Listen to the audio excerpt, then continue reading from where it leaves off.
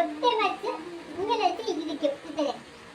പിന്നെ അനിയത്തിയും ചേട്ടത്തെയും കൂടെ കിടന്ന ഒരു പെണ്ണുപിള്ള ഞാനിവിടെ ഇല്ലായിരുന്നു, എവിടെ എന്നോട് പറയല്ലേ. അതിനെ കണ്ട് അവള് അതിനെ ചവിട്ടി രണ്ടെണ്ണത്തിന് ഒരു മാസം മുമ്പ് രണ്ടെണ്ണത്തിനെ കൊന്നു.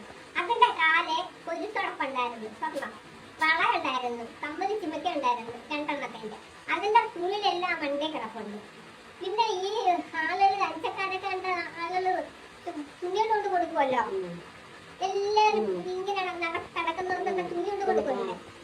അവർ തുണിയോണ്ട് കൊടുക്കുമ്പോ അവരുടെ കയ്യിൽ കൊടുക്കും. കൊടുത്തിട്ട് അവരങ്ങ് പൈസയും തുണിയും കൂടെ അവരുടെ കയ്യിൽ കൊടുക്കും.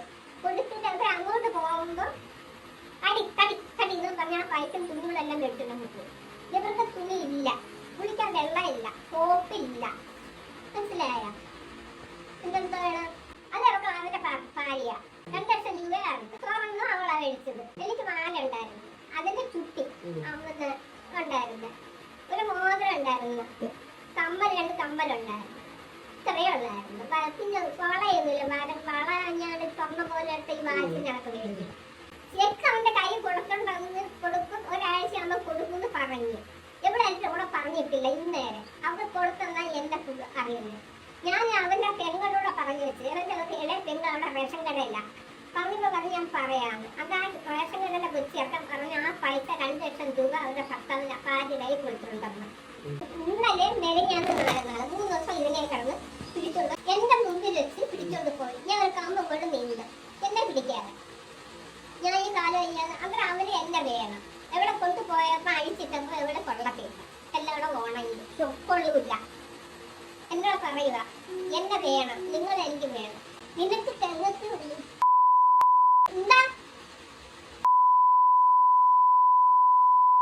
എനിക്ക് തരാം, എനിക്ക് വേണം. എന്താ എനിക്ക് പറഞ്ഞൂടെ? പറയാമോ? അവൻ പറഞ്ഞില്ല, വേറെ എനിക്ക് പറയാമോ?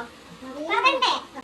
അന്നൊന്ന് ഞാൻ പറഞ്ഞ നിങ്ങളുടെ അമ്മയുടെ പ്രായമുണ്ട്. ഞാൻ അടുത്ത് എടുത്ത് എല്ലാം ചെയ്ത് ഞങ്ങൾ പിടിച്ചപ്പോൾ 90 കൂടിയപ്പോൾ ആടി പിന്നെ കൊടുത്ത് കാറ്റ് കുടിക്കപ്പോൾ പിന്നെ എന്ന് പറഞ്ഞാൽ അങ്ങനെ പറയണ കാറ്റ് നന്നായിട്ടും.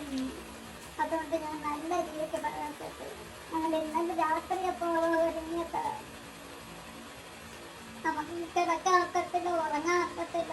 അതിൻ്റെയൊക്കെ അറിയാൻ തെറ്റാക്കുന്ന അവരെ പിടിക്കുക, എന്നെ പിടിക്കാൻ നോക്കത്തില്ല. അതുകൊണ്ട് നമ്മളെ വീട്ടിൽ പോയെങ്കിലേ പറ്റുള്ളൂ.